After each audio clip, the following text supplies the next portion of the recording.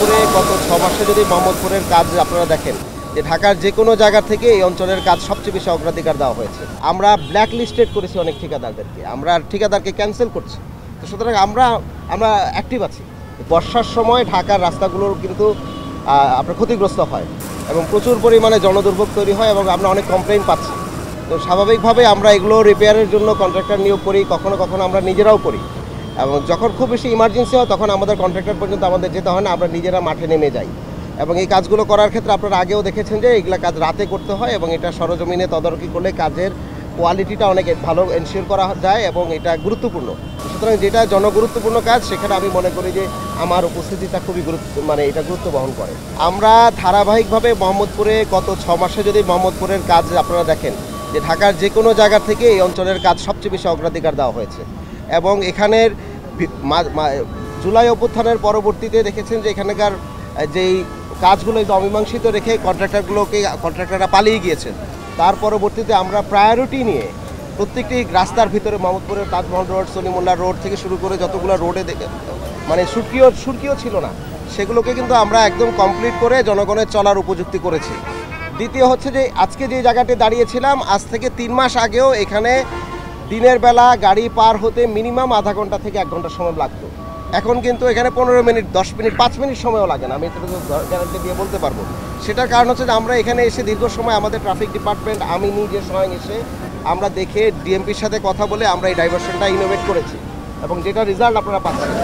এবং আজকে কেন আমরা এই পাশে কাজ করছি না সেটার কথা বলি। আমরা ঢাকাতে যতগুলো রাস্তা নিয়ে কমপ্লেইন পাই তার মধ্যে সবচেয়ে বেশি কমপ্লেইন পাচ্ছি এখান থেকে বসিলা ব্রিজ পর্যন্ত একটি একটা রাস্তা, তেজগাঁর যে রাস্তাটি আছে সেই রাস্তা নিয়ে একটি কমপ্লেইন পাচ্ছি। প্রগতি সরণি আমাদের কিছু কমপ্লেইন আমরা প্রচুর পরিমাণে পাচ্ছি।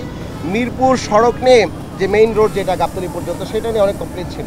আপনারা দেখেছেন যে গত সপ্তাহের আগের সপ্তাহে মনে হয় যে আমরা মিরপুরের ওই সড়কটি আমরা রাতের বেলা আমি নিজে থেকে এটা সম্পূর্ণভাবে আমরা পটল ভরাট করেছি। এই অঞ্চলের এই জায়গা থেকে শুরু করে পিছনে মোহাম্মদপুর পর্যন্ত এই জায়গাটার মালিক হচ্ছে সিটি কর্পোরেশন। তো স্বাভাবিকভাবে এখানে আমরা এটা যে কোনো সময় করতে পারি। কালার এক্সপার্ট, জর্জ স্যাপ এবং মাইল্ড অন হ্যান্ডস টেকনোলজি সমৃদ্ধ অরিক্স ক্রিস্টাল ওয়াশ আপনার লন্ড্রি এক্সপার্ট।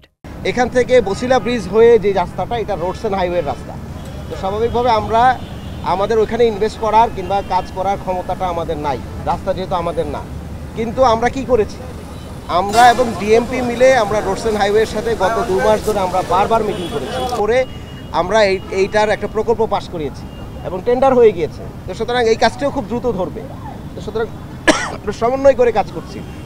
আপনারা যারা এই অঞ্চলের বাসিন্দারা আছেন আপনাদেরকে আশ্বস্ত করতে চাই, টেন্ডার যেহেতু হয়ে গিয়েছে এটা রোডস অ্যান্ড হাইওয়ে এই জায়গা থেকে শুরু করে বসিলা ব্রিজ পার হয়ে এবং শেষ মাথা পর্যন্ত এই পুরো রাস্তাটি একদম রিপেয়ার না, তারা নতুন রাস্তা করে দেবেন। তো সুতরাং এই কাজটাও চলমান আছে। আমরা বলি যেহেতু টেন্ডার হয়ে গেছে, ফান্ড অ্যালোকেশন হয়ে গিয়েছে, আমরা এই অঞ্চলে এই এইখান থেকে যতটুকু মানুষের জনদুর্ভোগ আছে সেটা আমরা আজকে রাত থেকে শুরু করে সর্বোচ্চ কালকে পর্যন্ত লাগবে আমরা এটা শেষ করব।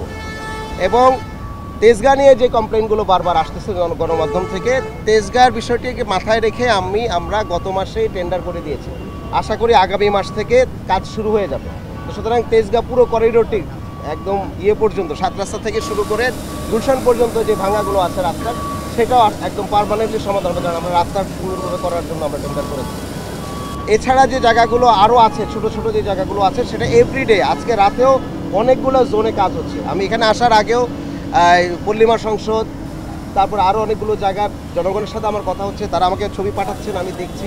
আমাদের এক্সিনি রাতের বেলা ওখানে গিয়েছে। সুতরাং আমরা কিন্তু আমাদের এই যতটুকু সীমিত যে রিসোর্স আছে, আপনারা জানেন যে সিটি কর্পোরেশনের যতটুকু কাজ করে তার 20% লোক নাই, তারপরেও আমরা রাত দিন কাজ করে এই জনগণের জন্য, এই শহরবাসীর জন্য যেই দুর্ভোগ মেটানোর এবং সার্ভিসটা দেওয়ার জন্য যেই কাজগুলো করার সেগুলো কিন্তু আমরা করছি। কাজের কোয়ালিটি কতটুকু মেনটেন করছে? কাজের কোয়ালিটি মেনটেন্যান্সের জন্য তো আমাদের এখানে আসা, স্বয়ং চিফ ইঞ্জিনিয়ার আসছেন। আপনারা নিজেরা দেখবেন যে মেশিন ইউজ করা হচ্ছে, যেই মেটেরিয়ালগুলো আমরা ইউজ করছি সেগুলো আপনারা দেখবেন। আমরা মনে করছি যে কাজের কোয়ালিটি এখন অনেক ভালো। রাস্তা মেরামত করার জন্য প্রথমে এখানে যদি আমাদের পরিষ্কার না হয় তাহলে কালকাটা লাগবে, দ্যাট ইজ নর্মাল। আর ঢাকার ধুলা দূষণ, বায়ু দূষণের এটা যেহেতু আমাদের একদম শেষ মাথা এবং বেড়িবাঁধের পাড়ে অনেকগুলো গদি আছে, আপনারা জানেন ট্রাক চলে এই জায়গা দিয়ে, ঢাকার বাইপাসে গাড়িগুলো এখান দিয়ে চলে। তো সুতরাং এই জায়গায় ঢাকার কম্পারেটিভলি ধুলা দূষণটা অনেক বেশি, এবং ধুলা দূষণ বেশি হওয়ার মোকাবেলা করার জন্য আমরা কিন্তু ঢাকায় জিরো সয়েল করছি। আপনারা জানেন মনে হয় যে এই প্রথম বাংলাদেশে আমরা জিরো সয়েল কর্মসূচি করছি। সেটা কীরকম, এই যে মিডিয়ানে এবং ফুটপাতে আগে কিন্তু উন্মুক্ত মাটি থাকতো এবং এখানের মধ্যে পানি পড়তো, গাড়ির ধোঁয়া, মানুষের পদধূলির কারণে এটা প্রতিদিন কেন মানুষের নাকে যেত, এটা খুবই স্মল ডাস্ট, যেটা ক্ষতিকর। সুতরাং আমরা ঢাকার মিডিয়ানগুলো এবং যে ওপেন স্পেসগুলো আছে সেগুলো তো আমরা ঘাস দিয়ে ভরে দিচ্ছি। আপনি যদি কষ্ট করে জাস্ট সোশ্যাল মিডিয়া দেখেন, সোশ্যাল মিডিয়াতে এরকম অনেক কমপ্লেইন আছে, এবং যারা কমপ্লেইন করে আমি নিজে ওইখানে মেসেঞ্জারে ওই নাম্বারটা নিয়ে মেসেঞ্জারে আমি ফোন দিই, আমি ব্যক্তিগতভাবে, এবং তারা আবার বলছে যে এটা আপডেট, আমি নিজে পার্সোনালি আমি ফোন দিয়েছি। আমরা ব্ল্যাক লিস্টেড করেছি অনেক ঠিকাদারদেরকে, আমরা ঠিকাদারকে ক্যান্সেল করছি।